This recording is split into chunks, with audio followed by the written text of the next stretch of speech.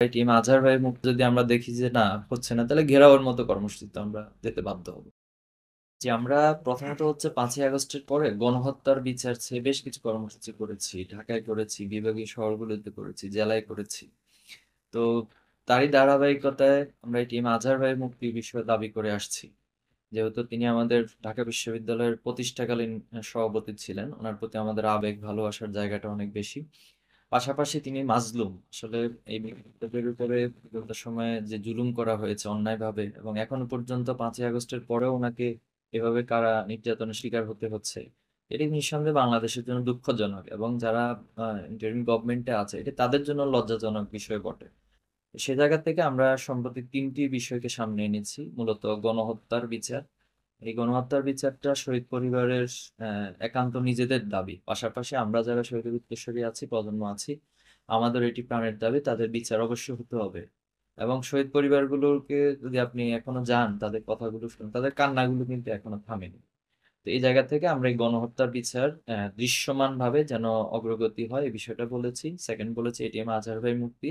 এবং ছাত্র শিবিরের নামে বিগত সময়ে প্রায় 11,000-এর বেশি মামলা হয়েছে, এবং বেশ কিছু মানে সেনসিটিভ মামলাও রয়েছে। তো এই জায়গা থেকে আমরা সরকারকে আহ্বান জানাবো ছাত্র শিবিরের এই মামলাগুলো সহ যারাই বিগত সময়ে রাজনৈতিক নির্যাতন শিকার হয়েছেন, মামলার শিকার হয়েছেন, সবগুলো মামলা যেন দ্রুত সময়ের মধ্যে নিষ্পত্তি ঘটে। এখন এখানে একটি প্রসঙ্গ আসলে না বললেই না হয়, যেটা হচ্ছে আইন মন্ত্রণালয় বা যারা এখানে সংশ্লিষ্ট কর্তৃপক্ষ রয়েছেন, তারা আমাদেরকে বারবার হাইকোর্ট দেখানোর মতো কিছু বিষয় বলেন, অথবা আইনের বিষয়ে বাধ্যবাধকতা দেখান। তো আইনের বিষয়ে বাধ্যবাধকতা নিঃসন্দেহে 8 মাসের বেশি অতিক্রান্ত হওয়ার কথা না, যেখানে 8 মাস পেরিয়ে যাচ্ছে। তো সবকিছু যদি আপনি নিয়মতান্ত্রিকতার মধ্যেই চলে, তো তাহলে তো ইন্টারিম গভর্নমেন্ট নিয়ে আমাদের প্রশ্ন তৈরি হবে। আপনারা তো অভ্যুত্থানের মধ্য দিয়ে এই সরকারে এসেছেন, সরকার পরিচালনা করছেন।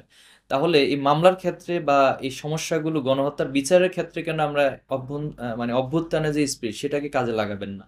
তো এটা আমি তাদের কাছে প্রশ্নও করব। পাশাপাশি দ্রুত সময়ে আমাদের এই 3 দফা অবশ্যই মানতে হবে, এবং এটা দৃশ্যমান অগ্রগতি আমরা চাই। আর যদি সেটা সরকার করতে ব্যর্থ হয়, তাহলে আমরা ধারাবাহিকভাবে আমাদের আন্দোলন, এবং সেটা কঠোর আন্দোলনের দিকে যাব।